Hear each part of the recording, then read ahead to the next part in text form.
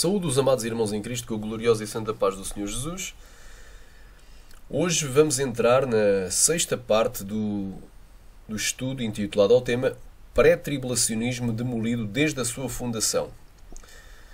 E como temos vindo a anunciar e a afirmar desde o início, o pré-tribulacionismo ele está fundado sobre a areia, ou seja, as bases, os pilares, os fundamentos do pré-tribulacionismo não estão firmados na rocha eterna que é Cristo.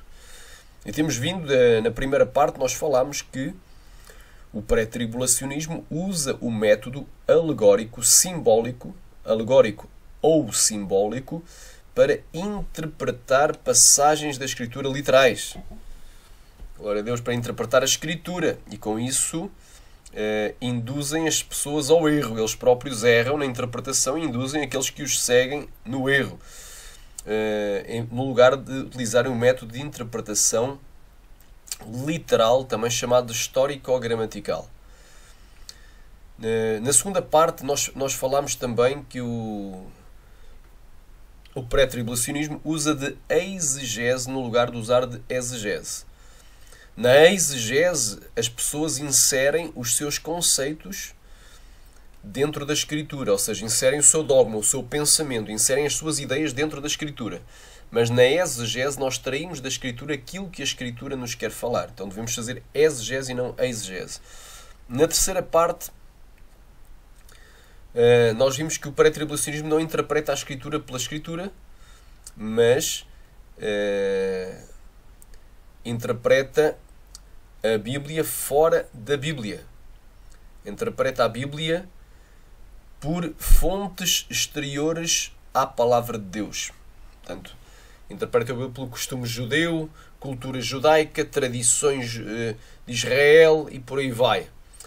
E psicologia da autoestima e muitas outras coisas que agora o tempo não permite, porque nós hoje temos algo a falar.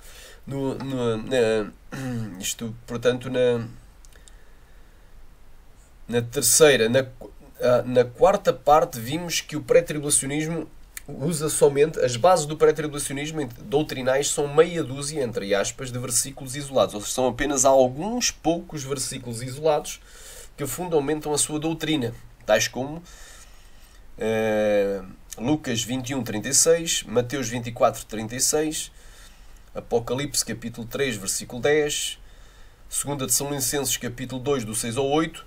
Portanto, a base para o arrebatamento iminente, secreto e pré-tribulacional é meia dúzia, entre aspas, ou seja, são alguns poucos versículos isolados do seu contexto, fora do contexto, e que não provam coisa alguma. Versículos esses, quando inseridos dentro do seu contexto, provam precisamente o contrário do que aquilo que os doutores e os mestres ensinadores pré-tribulacionistas pretendiam demonstrar.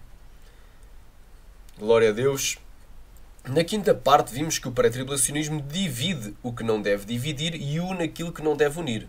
Portanto, o pré-tribulacionismo divide a vinda de Jesus do arrebatamento. Diz que a vinda de Jesus é um evento separado no tempo por 7 anos do arrebatamento, como se fossem duas coisas completamente distintas. E eu provei que o arrebatamento de 1 Coríntios capítulo 5, aliás, capítulo 4, versículo 17, mencionado por Paulo na sua epístola aos Tessalonicenses, acontece precisamente na vinda do Senhor de 1 Tessalonicenses, capítulo 4, versículo 15. Ou seja, o texto dentro do contexto. É na vinda de Jesus que nós seremos arrebatados. Embora sejam duas coisas distintas, mas é no mesmo lapso de tempo. É quando Jesus vier que a igreja é arrebatada. Ou seja, o arrebatamento é um dos eventos que faz parte da vinda do Senhor Jesus. Então, e vimos também outras coisas, por exemplo, eles dividem 1 Tessalonicenses capítulo 4 de 1 Tessalonicenses capítulo 5. E nós provámos que é o mesmo tema, não há divisão. E também eles unem aquilo que não devem unir. Portanto, eles dizem que a tribulação é a ira. A tribulação é a ira. Eu provei que não. Tribulação é prova. Tribulação é aflição, é angústia, é perseguição, é a cruz que o cristão deve levar. E a ira é a punição feita por um magistrado, por um juiz. E Jesus é o juiz instituído dos vivos e dos mortos. Claro que Deus não iria punir a sua própria igreja. Deus nos livra da ira, mas não da tribulação. Eles também dizem que o dia do Senhor é a grande tribulação e que a grande tribulação é o dia do Senhor. Eu provei que não. Porque ambos os eventos estão separados no tempo por, aleluia, sinais celestiais. Ou seja, o sol vai ter que escurecer e a lua vai ter que se transformar em sangue, na cor do sangue, antes que venha aquele grande e terrível dia do Senhor. E quando é que o sol escurece e a lua escurece e fica da cor do sangue? Jesus falou, imediatamente depois da tribulação daqueles dias. Então primeiro vem a grande tribulação, depois vem os sinais celestiais e por último vem o grande e terrível dia da ira do Senhor. São eventos diferentes. O dia do Senhor é diferente da grande tribulação, até mesmo em termos de características. No dia, na grande tribulação, o anticristo vai se exaltar acima de tudo e de todos e blasfemar até do próprio Deus e daqueles que habitam no céu. Mas durante o dia do Senhor, Deus vai abater todo o soberbo e todo aquele que se exalta e todo o tirano será abatido. E só o Senhor será exaltado naquele dia. Só por aí a gente vê que são coisas distintas, com características distintas. Hoje vamos entrar então na sexta parte deste estudo, intitulado ao tema O pré-tribulacionismo entra em contradição e utiliza raciocínio circular. Ou seja, os pré-tribulacionistas eles entram em contradição e usam de raciocínio circular. Contradizem-se. Ora dizem uma coisa, ora dizem outra que vai anular aquilo que eles previamente disseram. Isto em várias áreas. Eu vou citar aqui alguns exemplos. Os pré-tribulacionistas, isto é o primeiro exemplo, dizem que Mateus 24 não foi escrito para a igreja. Ou seja, que Mateus Levi não escreveu o seu capítulo 24 para a igreja, mas que Mateus 24 foi escrito só para os judeus e que Jesus, em Mateus 24, não estava falando para os seus discípulos, para a sua igreja, mas estava falando para os judeus. Aquilo que Jesus falava para os judeus. E, aleluia. Xarabandagas e andalabaia. Isso é o que eles dizem. Eles dizem, Mateus 24, isso não é para a igreja. Então, se não é, nós não precisamos nem nos preocupar com isso. Nem precisamos de ler. Não é para nós, é para os judeus que leiam. Não é? Oh, ramandagas suricanta lamanaia. Só que, pelo contrário, reparem o que é que diz. Glória a Deus. Reparem aquilo que diz aqui Paulo. Há aqui algo muito interessante. Mas em Mateus 24 isso não é para a igreja, não é para os cristãos, mas é só para os judeus. Agora, Romanos capítulo 15, versículo 4 diz assim: porque tudo o que dantes foi escrito, para o nosso ensino foi escrito, para que pela paciência e consolação das Escrituras tenhamos esperança. Então tudo o que foi escrito é para nós, inclusivamente o Velho Testamento. Nós temos é que saber dividir corretamente a palavra de Deus e saber que no Velho Testamento, nomeadamente no período de Moisés, quando Deus deu a lei, que a lei de Moisés foi cumprida em Cristo e agora estamos na graça de Cristo e há coisas da lei que nós não temos que praticar. Aleluia, porque eram apenas sombras, aleluia, eram sombras da realidade vindoura e nós já estamos na realidade vindoura, que estamos no corpo de Cristo. Coisas como sacrifícios de sangue, etc. Agora, a questão aqui é que eu não posso rasgar Mateus 24 e dizer Mateus 24 não é para a igreja. É só para os judeus. Isso é um absurdo completo, conforme a gente já vai provar aqui. Então tudo o que antes foi escrito foi para nós. Foi para a igreja, é para os cristãos. Aleluia. Glória a Deus. Então os pré-tribulacionistas eles entram em contradição e usam de raciocínio circular. Aleluia, eles entram em contradição porque ora dizem que Mateus 24 não foi escrito para a igreja, então se não foi escrito eles não deveriam, eles não poderiam utilizar nenhum versículo de Mateus 24 para defenderem a sua doutrina pré-tribulacional. Se não é para a igreja, então não utilizem. Eles dizem que Mateus 24 não foi escrito para a igreja, mas foi só para os judeus, foi só para os israelitas. Porém, quando querem fundamentar a sua doutrina pré-tribulacional, mencionam vários versículos do capítulo 24 de Mateus, aplicando-os à igreja, tal como, por exemplo, o versículo 32 ao 34 e o versículo 36 e do 37 ao 43, que já vamos ler.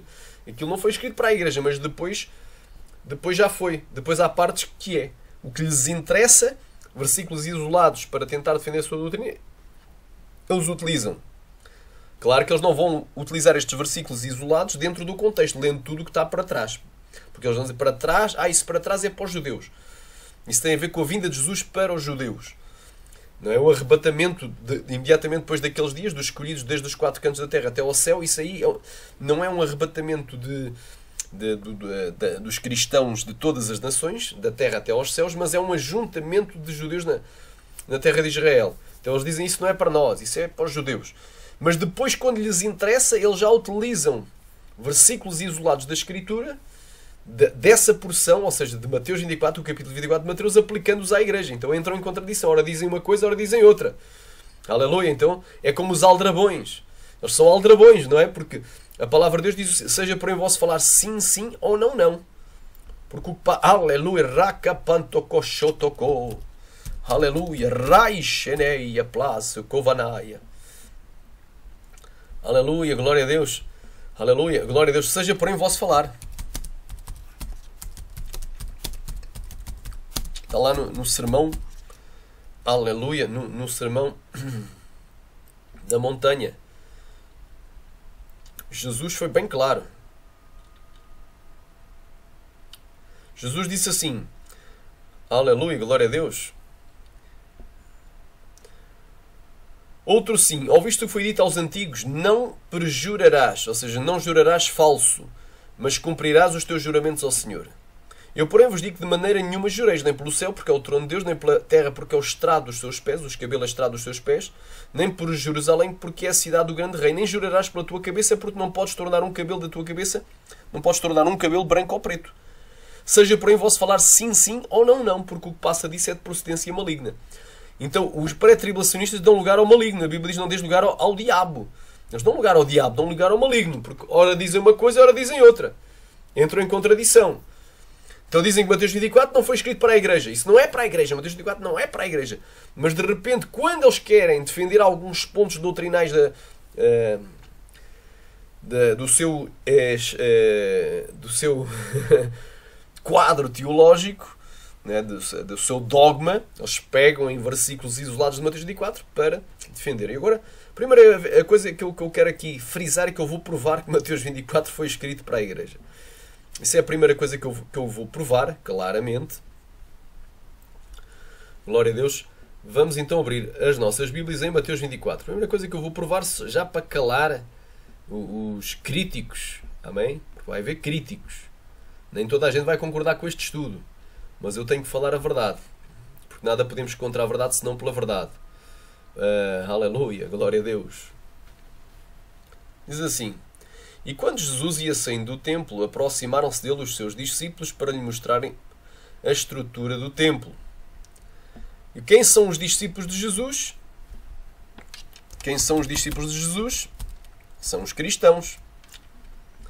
Atos capítulo 11, versículo 26 diz assim: E sucedeu que todo um ano se reuniram naquela igreja e ensinaram muita gente. E em Antioquia foram os discípulos pela primeira vez chamados cristãos.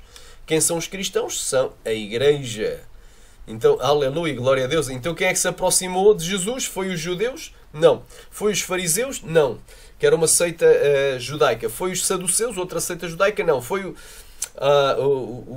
os essénios? Não. Foi os herodianos? Não. Quem se aproximou de Jesus foram os seus discípulos, os seus seguidores, aqueles que seguem o Mestre. Aleluia. Nós somos discípulos de Jesus, porque Jesus disse... Aleluia, é-me dado todo o poder no céu e na terra. Portanto, ide e fazer discípulos de todas as nações, batizando-os em nome do Pai, do Filho e do Espírito Santo e ensinando-os a guardar todas as coisas quanto eu vos tenho ordenado. Que eu estou convosco todos os dias até a consumação dos séculos. Amém. Mateus 28, 18 ao 20. Então é bem claro, os discípulos são a igreja, é de todo o mundo. Começou com 12, mas agora já existe milhões de milhões. Aleluia. E quando Jesus ia saindo do templo, que templo? O templo de Jerusalém. Aproximaram-se dele os seus discípulos.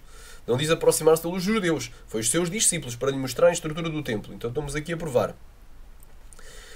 E se eu abrir em Marcos, eu vou dizer que discípulos é que foram 4 dos seus mais chegados discípulos. Marcos capítulo 13, que é uma passagem paralela, tu podes abrir também aí, nos diz que discípulos é que se aproximaram de Jesus. Glória a Deus. Marcos capítulo 13 diz assim a palavra. E saindo ele do templo, disse-lhe um dos seus discípulos: Mestre, olha que pedras e que edifícios. E respondendo Jesus, disse-lhe: Vês estes grandes edifícios? Não ficará aqui pedra sobre pedra que não seja derrubada. Uma passagem para lá. E assentando-se ele no Monte das Oliveiras, defronte do templo, Pedro, Tiago e João e André lhe perguntaram em particular. Diz-nos quando serão essas coisas e que sinal haverá quando todas elas estiverem para se cumprir. Ou seja, é uma passagem paralela. Isto foi escrito por Marcos. Ou seja, são os mesmos eventos contados de outra perspectiva. Aleluia, glória a Deus. É os mesmos eventos. Então eram 4 dos seus mais chegados discípulos. Pedro, Tiago, João e André. Glória a Deus. Aramanai, Suriandaramaya. Eles dizem aqui, isso era só para os judeus. Já vimos que não é. Isto era para os discípulos, que são os cristãos.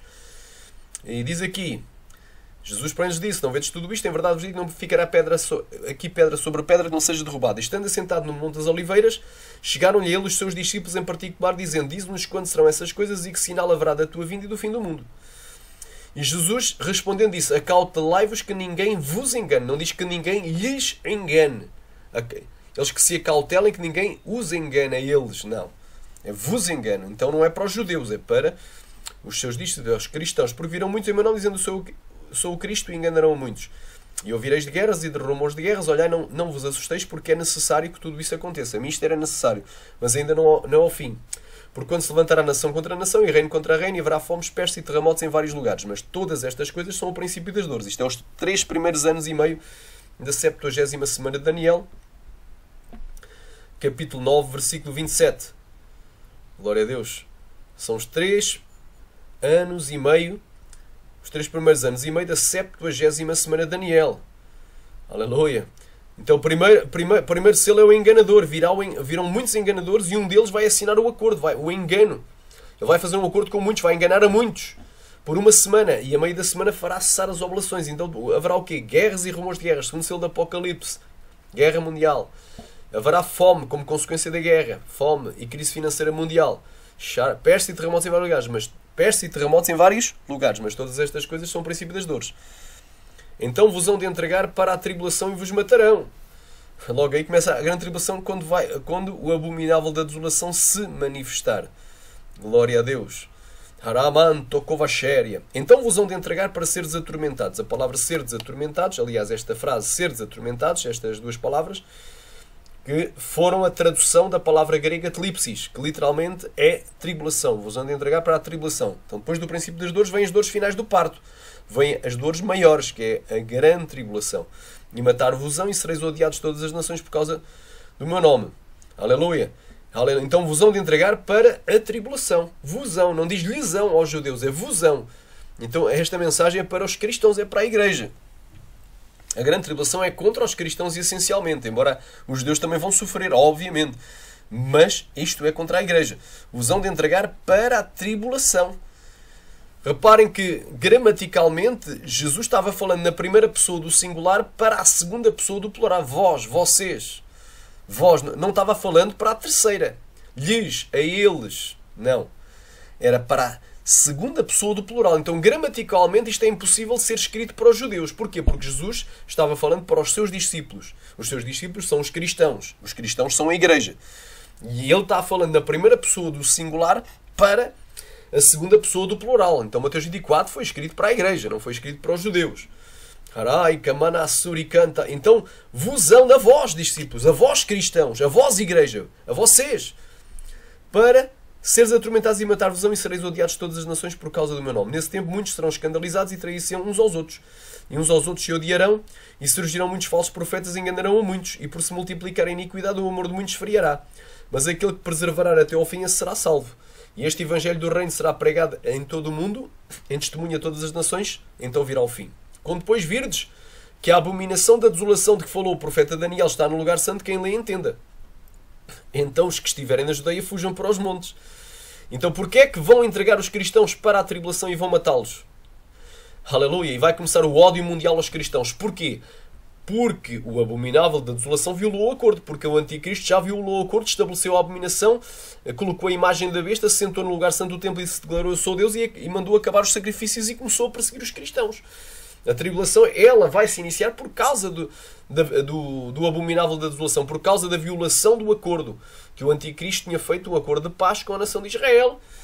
3 anos e meio antes, quando depois vem do grego otan, quer dizer, quando por este motivo, ou quando por esta razão, ou quando por esta causa. Aleluia, rakapandarai. Então, a tribulação começa por causa deste motivo, porque o anticristo viola o acordo e estabelece a abominação da desolação. Então, quem está no lugar santo, quando ele estiver no lugar santo, quem lhe entenda. Então, os que estiverem na Judeia fujam para os montes. E atenção, quando Jesus aqui falou os que estiverem na Judeia. Porquê? Porque a grande tribulação não vai começar em África, não vai começar na Ásia, não vai começar na Oceania, não vai começar na Austrália, não vai começar no Japão, não vai começar no Brasil, não vai começar em Portugal. A grande tribulação não vai começar no Vaticano. A grande tribulação vai começar em Jerusalém. Aliás, vai começar aleluia, na região da Judeia. Aliás, na nação de Israel, na região da Judeia e na cidade de Jerusalém. Vai começar especificamente na cidade de Jerusalém. Mas depois vai se expandir pelo mundo todo. Vai ser um evento mundial. Quem estiver lá pode fugir para os montes, porque existem montes na Judeia. Mas quem estiver no Brasil, se estiver num local planície, não vai fugir para os montes. Vai fugir para o mato, vai fugir para a floresta. Se não vais fugir para um deserto, vais fugir para uma gruta, para uma caverna. Cada um vai fugir para onde der mais jeito. Mas isto começa, a grande tribulação é como um sismo. Imaginando que há um terremoto em Lisboa. Mas esse terremoto teve o epicentro, ou seja, onde ele começou foi no mar, a 200 km da costa ocidental. A 200 km da costa ocidental de Lisboa. Mas depois atingiu também Lisboa e também foi sentido em Espanha. Imagina que é sentido até em Madrid. Então é como um terremoto que começa num lugar e vai passando por cidades, vai destruindo, cada vez com menos intensidade. Onde é o epicentro é onde tem mais intensidade. É como o tsunami que houve em 2011. E o tsunami, não é? Ele teve um epicentro, teve um local onde ele foi mais forte. E depois atingiu várias nações, porém, houve umas que foram mais arrasadas do que outras, porque estavam mais perto do epicentro. Então o epicentro do sismo chamado Grande Tribulação vai começar no lugar santo do Templo de Jerusalém e depois vai se expandir por todas as nações. Então só os que estiverem na Judeia que vão fugir para os montes. Quem estiver sobre o telhado não deixe-se a tirar alguma coisa da sua casa, porque não vai dar tempo. E quem estiver no campo não volta atrás a buscar as suas vestes. Mas ai das grávidas e das que amamentarem naqueles dias. Isto é óbvio. Vão ter mais dificuldade em fugir. Aleluia, em sobreviver. E orai para que a vossa fuga não aconteça no inverno. No inverno, isto é óbvio. No frio é pior no frio do que no calor. Nem no sábado. Porquê sábado? Aleluia, porque na região onde vai começar a grande tribulação, na região da Judeia, os judeus, eles guardam o sábado. Então vai estar tudo fechado. Eles não vão ter lojas abertas para as pessoas pegarem dinheiro para comprar as coisas para fugir, os seus mantimentos, kits de sobrevivência, se preparar roupas e medicamentos e comida para fugir, e tendas para fugir para o mato, para os montes. E ninguém vai ajudar ninguém, os judeus vão estar tudo em casa, vão estar como se estivessem de quarentena. Agora estamos na época da quarentena, não é uma quarentena estúpida, mas o que é que se há de fazer? Uma quarentena que é um preparo para lavar o cérebro ao povo, para que daqui a pouco toda a gente receba o chipzinho da besta, na mão ou na testa. Glória a Deus. Então, o que é que vai acontecer? Ninguém vai ajudar os cristãos. Se for num sábado, ninguém ajuda. Orai para que não aconteça no sábado. Aleluia. Não é que todo mundo guarda o sábado, mas ali naquela região onde vai começar o grande terremoto chamado Grande Tribulação, ali ninguém vai ajudar ninguém, porque vai estar tudo fechado. É repouso. Porque haverá então uma grande tribulação. Quer dizer, só depois que o anticristo viola o acordo e estabelece a abominação da desolação é que começa a grande tribulação. Haverá então uma grande tribulação como nunca houve desde o princípio do mundo. Até agora nem tão pouco há de haver. E se aqueles dias não fossem abreviados, nenhuma carne se salvaria. Harabandaraya. Ou seja, encurtados, abreviados em encurtados, vem do grego kolubu. Os dias da grande tribulação seriam 1260, seria o 42 meses, o tempo exato do governo do anticristo, 3 anos e meio. Mas por causa dos escolhidos, a grande tribulação contra a igreja, contra os cristãos, vai ser diminuída, reduzida. Glória a Deus. Mas por causa dos escolhidos serão abreviados aqueles dias. Então quem são os escolhidos? Aqui os escolhidos, os pré-tribulacionistas, vão ter que distorcer aqui o sentido da palavra, vem do grego eclectos. E a palavra eclectos significa sempre, nas nossas Bíblias, escolhido ou escolhidos, eleito ou eleitos. Então eles vão dizer que estes eclectos, estes escolhidos, aqui são os judeus. Só que se nós formos à origem, se formos à origem da palavra eclectos, e se nós formos ver o seu significado no dicionário, significa exatamente aquilo que eu falei, escolhido ou escolhidos, eleito ou eleitos. Mas se nós formos a ver as vezes que ocorrem a palavra eclectos no Novo Testamento, a palavra eclectos, que pode ser traduzida nas nossas Bíblias por escolhidos, essa palavra eclectos ocorre 23 vezes, tem 23 ocorrências no Novo Testamento. E numa das vezes se refere aos anjos eleitos de Deus. Em 3 das vezes se refere a Jesus Cristo, o eleito do Pai, o eleito do Pai Celestial. Já dá 4 vezes. E por 19 vezes se refere a cristãos escolhidos, igreja.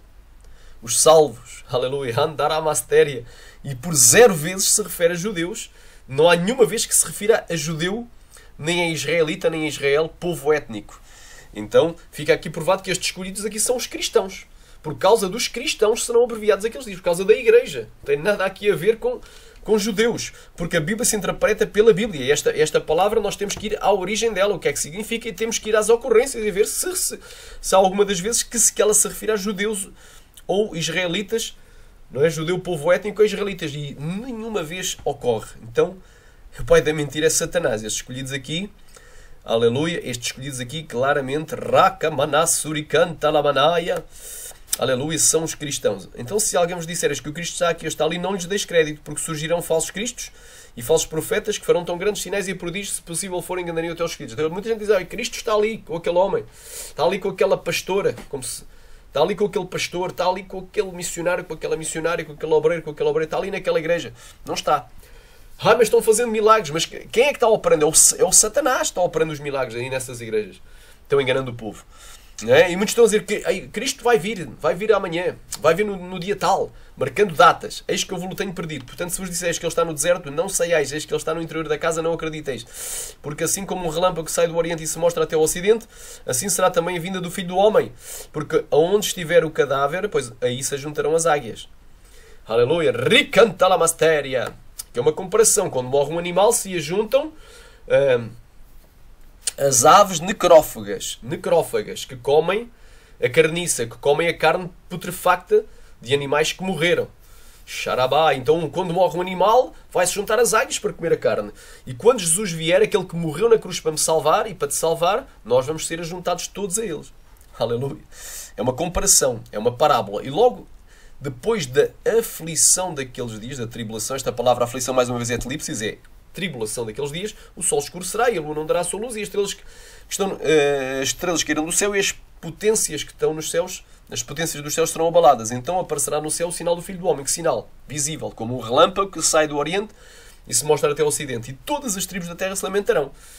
Não é? Porque dizem Apocalipse 1:7, eis que vem com as nuvens e todo o olho verá, e até mesmo aqueles que o trespassaram, e todas as tribos da terra se lamentarão sobre ele. Sim, amém. Apocalipse 1:7.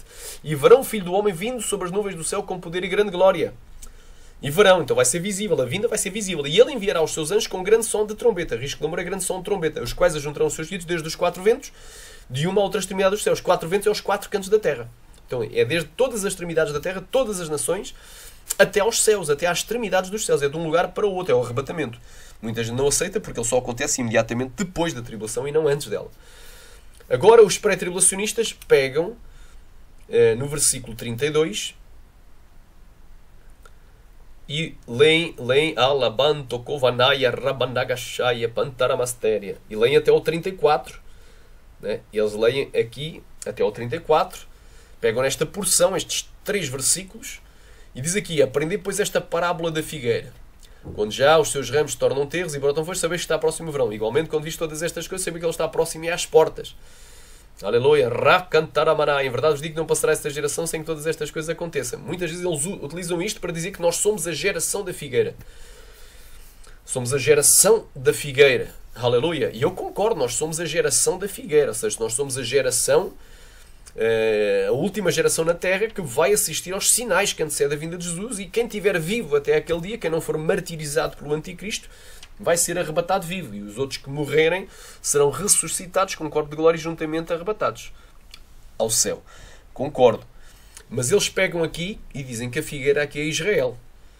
Eles dizem que a figueira aqui é Israel para quê? Para fundamentarem, quando a figueira não é Israel. Isto o tempo aqui não me permite estar a explicar isto, mas a palavra figueira nem sempre é uma palavra que tem um sentido figurado ou simbólico. Figueira muitas vezes é literal na Bíblia. Raras vezes, tem vezes que ela tem, simboliza a nação de Israel. Há uma parte lá em Joel também que simboliza Israel, sim. Mas não aqui. Aqui Jesus apenas está comparando eventos literais. Está comparando que a figueira, quando a figueira, quando os ramos da figueira se tornam tenros e brotam folhas, sabemos que está próximo do verão. Quando a gente olha para uma árvore de figueira, literalmente, na primavera, e vemos ela brotando ramos tenros e folhas, sabemos que logo a seguir vem o verão. E da mesma forma, quando vimos todas estas coisas, que coisas? Todos os sinais que antecedem a sua vinda, saber que ele está próximo às portas. Apenas isso. Eles usam aqui e dizem, Mateus 24 não foi o que escrito para a igreja, mas é só para os judeus. Isso aí é só para os judeus. Mas depois eles pegam no versículo 32 para dizer que não, nós somos a geração da figueira, que isto aqui, a parábola da figueira é Israel. Se Israel já é a nação desde 1948, desde 14 de maio de 1948, então o arrebatamento agora é iminente.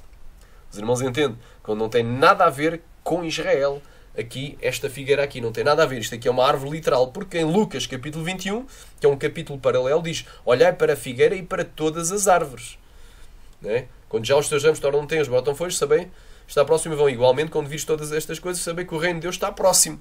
É uma passagem paralela, então não é só a figueira, é a figueira e todas as demais árvores. Então isto não tem nada a ver com a nação de Israel, nada a ver. Uma comparação de algo literal, que é o quê? É o brotar das folhas e dos raminhos tenros nas árvores, na primavera, aleluia, que pressupõe que logo a seguir vem a estação do verão, com algo literal, que são os sinais da sua vinda que têm que se cumprir, e logo a seguir Jesus vem e arrebata a igreja. É apenas comparação de duas coisas literais, duas coisas que, uma que acontece no tempo presente, tem vindo a acontecer ao longo dos milénios, e a outra que irá acontecer no futuro. Também literal. Glória a Deus. Então eles usam este versículo exato também. Depois continuando, o céu e a terra passarão, mas as minhas palavras não hão de passar. Mas outro versículo isolado é o 36. Mas daquele dia e hora ninguém sabe, nem os anjos do céu, mas unicamente meu Pai. Para dizer que, para tentar provar a doutrina iminente. Ninguém sabe. Então ninguém sabe, mas não diz que é iminente. O contexto, o que está antes, diz que vai ser iminente quando vimos que todas estas coisas já se cumpriram. Em verdade, diz assim, igualmente quando diz todas estas coisas são os sinais que antecedem a sua vinda, é que vai ficar iminente, vai ficar próximo e às portas. Mas eles pegam no versículo 36 para dizer que é iminente. Mas daquele hora ninguém sabe. É iminente ao presente, que no presente não é. Nem os anjos do céu, mas unicamente meu Pai. O facto de eu não saber o dia e a hora, por exemplo, o dia e a hora em que vai acontecer o dia mais quente do ano, em Portugal, eu vou saber os tempos e as estações. Eu vou saber que esse dia tem que quase obrigatoriamente que acontecer no verão. Na estação do verão, que é nos meses, entre os meses de julho e setembro. Julho, agosto e setembro. E muito provavelmente no mês de agosto, que costuma ser o mês mais quente do ano. Ou seja, eu posso não saber o dia exato, mas eu vou saber o tempo e a estação. Eu vou saber qual é a estação, que é o verão. Eu vou saber que vai vir sinais, ou seja, vai vir primeiro a primavera e só depois vai vir o verão. Então, o facto de eu não saber o dia e a hora do arrebatamento não quer dizer que esse dia e a hora não venha precedido de sinais. Nem que não tem que haver eventos que se cumpram antes dele acontecer. E tem. É o texto dentro do contexto. Então, mais uma vez eles usam aqui, isto aqui diz, o Mateus 24 não é para a igreja, mas depois pegam o versículo 36 e aplicam este versículo à igreja. Vê a contradição. Ora dizem uma coisa, ora dizem outra. Então, se não é, não deviam utilizar. Eles não tinham moral, não podiam sequer utilizar nenhum versículo. E depois aqui, outros versículos que eles usam aqui é o 37 até ao 43. Glória a Deus. Santo é o nome de Jesus. Vamos ler aqui uns versículos aqui. Glória a Deus. Eles usam aqui também estes versículos aqui isolados. Glória a Deus. E como foi nos dias de Noé, assim será também a vinda do Filho do Homem. Porquanto, assim como nos dias anteriores ao dilúvio, comiam e bebiam, casavam-se e davam-se em casamento até que Noé entrou na arca e não o perceberam até que veio o dilúvio e os levou a todos, assim será também a vinda do Filho do Homem. Então estarão dois no campo, será levado um e deixado outro. Estarão duas moendo do moinho, será levado a uma e deixado a outra. Aleluia. Aleluia. Recantar a master. Vigiai, pois, porque não sabeis a hora que há de vir o vosso Senhor. Aleluia. Mas considerai isto. Rakasharabandagastéria. Se o pai de família soubesse a que vigília da noite havia de vir o ladrão, vigiaria e não deixaria minar a sua casa.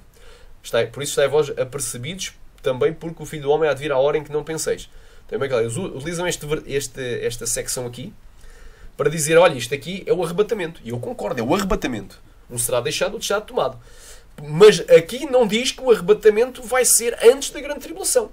Antes, pelo contrário, do versículo 37 até ao 43, o que está anterior, que é o contexto deste versículo, nos diz que isso só vai acontecer esse dia, imediatamente depois da tribulação daqueles dias. Por isso é que temos de estar apercebidos e olhar para os sinais. sinais políticos, sinais sociais, sinais, glória a Deus, sinais na natureza, sinais até dentro da igreja, com os falsos profetas, falsos cristos. Temos que observar todos os sinais, e só quando os sinais estiverem cumpridos é que vai vir esse dia. Quando tiver tudo cumprido, aí fica iminente, aí é que pode vir a qualquer momento, só que nós não vamos saber a hora que ele vai vir. É bem claro, não podemos marcar a data, mas sabemos a época geral. Quem querer diga glória, então estou aqui provando. Agora, para arrebentar completamente com a ideia que Mateus 24 foi escrito só para os judeus, só para os israelitas, só para a nação de Israel, Marcos 13, que é uma passagem paralela, conforme nós vimos, nos diz aqui, no finalzinho de Marcos, diz assim, aleluia, racantai, e as coisas que vos digo, digo-vos a todos, vigiai, é para todos, não é só para os discípulos, mas é para toda a gente que queira aceitar a Cristo, fazer parte da igreja, tem que vigiar, vigiar é o quê? Observar, é olhar, ver os sinais que antecedem a vinda de Jesus. Então, isto não é só para os judeus, não, nem somente para os discípulos, mas é para todos aqueles que quiserem aceitar a Cristo. Então estou aqui provando aqui as heresias do pré-tribulacionismo, que eles entram em contradição, dizem que Mateus 24 ora dizem uma coisa, ora dizem outra. Dizem Mateus 24 não é para a igreja, não é para a igreja, eles não poderiam utilizar nenhum versículo, não deveriam. Mas depois eles pegam em versículos isolados, como o versículo 36, e dizem, olha, daquele dia ora ninguém sabe, isto é para a igreja. Então, espera aí, é ou não é para a igreja? Deus não é Deus de confusão. B. Dizem que a vinda de Jesus para o arrebatamento é iminente. E um evento iminente, ou seja, algo iminente, é um evento que pode acontecer a qualquer momento, qualquer instante, a qualquer hora. Pode acontecer até mesmo agora. Neste preciso momento estou a falar. Um evento iminente é algo que está prestes a acontecer. Um evento iminente é um evento que não depende que outros eventos aconteçam antes dele. Então não precisa de cumprir nada de algo historicamente acontecer antes. Um evento iminente é um evento que não depende de sinais que o pré-sinalizem. Sinais que antecedem esse evento. Não tem sinais. E um evento iminente não pode ter data marcada. São 4 características da iminência. 4 características. Amém? Eu concordo. O evento iminente é tudo isto. E eu creio que o evento iminente, ao presente, não é. Ou seja, o arrebatamento não é iminente agora, mas vai ser no futuro, quando todos os sinais estiverem cumpridos, que eu creio que vai haver sinais que antecedem, sim senhor. Agora sim, então eles dizem que a vinda de Jesus para o arrebatamento é iminente. Porém, eles dizem, daqui a pouco começam a acontecer coisas no mundo, como por exemplo o coronavírus, que é uma peste, é uma praga. Começa muita gente a morrer. Daqui a pouco vai haver uma guerra, rumores de guerras. É os Estados Unidos ameaçando que vai fazer guerra contra o Irão. É países que ameaçam que vão mandar bombas atómicas. É a Índia contra o Paquistão. E por aí vai. É a Rússia contra os Estados Unidos. Etc. Guerras, rumores de guerras. Acontecem várias coisas. E eles ficam apavorados. Começam a acontecer várias coisas. Começa a haver leis como esta a lei do casamento gay, a adoção gay, lei da homofobia, que é a mordaça gay para que os cristãos não falem nada contra o homossexualismo, para que não digam que é uma prática abominável, quando a Bíblia diz que é, então tem que prender Deus. Não prendam os cristãos, prendam então Deus. Tentem prender Deus, a ver se conseguem. Aleluia. Então, quando começam a surgir leis diabólicas de perseguição à igreja, quando começa a haver martírio de cristãos como esses que estão sendo martirizados no norte da Nigéria, no nordeste da Nigéria, pelo Boko Haram, e que estão a ser mortos também no norte da África, nos países islâmicos, e também ali no Médio Oriente, através do ISIS, do Estado Islâmico, decapitados, queimados vivos, afogados. Quando começa a acontecer coisas assim, bastante escabrosas, xarabandarabacai, eles ficam alarmados quando vêm leis completamente anticristãs, quando começa a igreja a ser perseguida, aí eles já apavoram. Então eles primeiro dizem que a vinda de Jesus para o arrebatamento é iminente. Isso é iminente, ela não depende de sinais. Mas depois o que é que eles dizem? Quando vêm todas estas coisas acontecendo, eles vão dizer o quê? Depois eles dizem, porém eles dizem que os sinais vão dizer o quê? Mais tarde. Primeiro dizem que é iminente, mas depois vão dizer o quê? Que os sinais que antecedem a sua vinda para o arrebatamento já estão todos cumpridos. Então, se era um evento iminente, já quando eles aceitaram a fé, assim foram doutrinados e assim eles ensinavam a terceiros, então se era iminente não tinha sinais, mas será que então agora teve sinais? Que contradição é essa? Porém, eles dizem que os sinais que antecedem a sua vinda para o arrebatamento já estão todos cumpridos. Tem vários pregadores, instrutores, pastores, não é? Teólogos, doutores em teologia, homens bem vistos dentro do Evangelho, homens de boa reputação, pré-tribulacionistas, que agora estão dizendo que os sinais que antecedem a vinda para o arrebatamento já estão todos cumpridos. E aí admitem que a vinda de Jesus para arrebatar os seus queridos vinha precedida de sinais. Ou que vem precedida de sinais, anulando desta forma a doutrina da iminência, que eles tanto diziam querer e defender. E fazendo referência direta a Mateus 24, do 1 ao 31, porque eles dizem-nos quando serão essas coisas e que sinal haverá da tua vinda e do fim do mundo. E Jesus não disse que não haveria sinais. Ele disse, acautelai-vos, ninguém vos engane. Então a primeira cautela é que ninguém nos engane, porque virão muitos em seu nome dizendo eu sou o Cristo e enganarão muitos. Então o primeiro sinal é a vinda de muitos enganadores, muitos anticristos. Um deles é que ele vai anunciar o acordo com muitas nações, com muitos, por uma semana. Glória a Deus. Então é bem claro. Aleluia. Rapantakai. Então eles ao dizerem que os sinais que antecedem a vinda de Jesus já estão todos cumpridos, eles agora vão estar mesmo a afirmar que o arrebatamento é iminente. Pode ser a qualquer hora, mas porque os sinais já estão todos cumpridos. Então, espera aí. Não era iminente já quando eles aceitaram a fé? Era. Então, o que é que mudou? Agora teve sinais? Então, que contradição é essa? Então, eles com isto, ao falarem que os sinais já estão todos cumpridos, ao fazerem referência aos sinais, eles estão a fazer, ao admitirem que a vinda de Cristo, então eles estão dizendo que teve sinais. Mesmo que digam que agora já não tem. Então, teve sinais. Então, houve uma altura que não era iminente. Embora eles dissessem que era.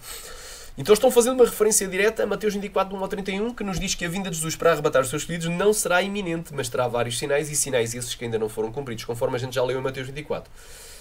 Aleluia, não vou estar a reler novamente. Amém? Glória a Deus. C. Dizem que já estamos no princípio das dores, fazendo aqui uma referência direta a Mateus 24, de 1 ao 8. Mas todas estas coisas são o princípio das dores. Que coisas? A vinda do anticristo, o enganador, que vai enganar a muitos. Aleluia, aleluia, com o seu acordo de paz. Guerras e rumores de guerras, fomes, pestes e terremotos. Mas tudo isto é o princípio das dores. Mateus 24. Mateus 24, do 1 ao 31. Sharamanai, Surianda Labaia. E depois eles dizem que agora já não falta mais nada. Portanto, tem gente que diz o quê? Dizem que já... tem muito pré-tribulacionista que diz assim, já estamos no princípio das dores. Já estamos no princípio das dores, fazendo aqui uma referência direta a Mateus 24, 1 ao 8. E que agora já não falta mais nada a acontecer antes do arrebatamento. Mas aqui eles se esquecem que após o princípio das dores de Mateus 24, de 1 ao 8, após o princípio das dores de Mateus 24, de 1 ao 8, e antes da grande tribulação de Mateus 24, do 9 ao 22, não existe nenhum arrebatamento acontecendo, mas o único arrebatamento que ocorre em Mateus 24, ele só se dará imediatamente depois da tribulação daqueles dias, conforme nós já lemos em Mateus 24, no versículo 29 ao 31. Amém? Então, até aqui o Senhor falou, fiquem com esta palavra, porque Deus não é Deus de confusão, senão de paz, como em todas as igrejas dos santos. Amém? Ficou aqui mais uma vez provado, isto é o sexto pilar do pré-tribulacionismo, glória a Deus, é que eles entram em contradição e usam de raciocínio circular. Eles ora dizem uma coisa, ora dizem outra, que vai anular aquilo que eles disseram ao início. Não sabem no que é que hão de ficar. Andam às voltas. Raciocínio é como os malucos, como os tolos. Aleluia. E nós temos que ser sábios e não tolos, não loucos. Amém? Fica aqui esta mensagem. Amém? Que Deus em Cristo vos abençoe. Amém. E aguardem pela sétima parte deste estudo. Vai ser forte.